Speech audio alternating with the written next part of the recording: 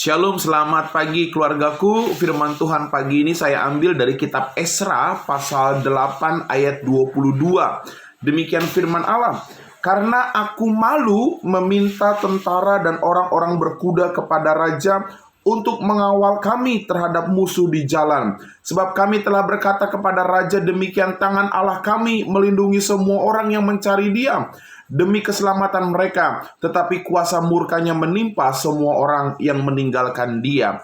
Bapak Ibu, pagi ini firman Tuhan saya beri judul Tahu Malu. Tahu malu.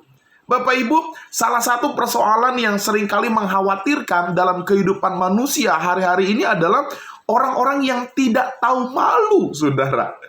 Kenapa saya mengatakan demikian? Banyak hamba Tuhan, pendeta, anak-anak Tuhan masih suka berselingkuh, berzina, menipu orang, dendam. Padahal setiap hari ke gereja, mengiyakan, mengaminkan firman Tuhan. Bahkan pada masa kampanye pemilihan presiden legislatif nanti, saudara, banyak pemimpin menjanji-janjikan sesuatu, tetapi ketika mereka terpilih, realitanya tidak. Saudara, ini hal yang mengkhawatirkan, yaitu sikap tidak tahu malu. Bapak Ibu, Esra pasal yang ke-8 ayat 22 dikatakan, karena aku malu meminta tentara orang-orang berkuda kepada raja. Padahal Esra bilang bahwa tangan Allah kami akan melindungi semua orang. Di sisi yang lain dia beriman tangan Tuhan menolong, tapi di sisi lain dia minta tolong tentara raja. Bapak Ibu, pagi ini adakah perasaan dalam diri kita, perasaan tahu malu, saudara? Banyak sekali anak-anak Tuhan, mereka hidup di dalam ketidakmaluan mereka. Padahal mereka sudah melakukan sesuatu yang tidak baik.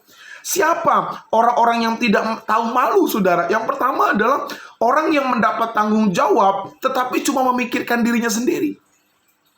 Yang kedua, orang yang tidak tahu malu adalah orang yang sudah percaya Yesus, tapi masih mengandalkan manusia. Orang yang tidak tahu malu adalah orang yang sudah bertobat, tapi hidup di dalam dosa. Orang yang tidak tahu malu adalah orang yang sudah melayani Tuhan, tapi cari keuntungan buat saya, buat diri sendiri. Apa yang saya dapat dalam pelayanan? Kalau saya nggak untung, saya nggak mau pelayanan.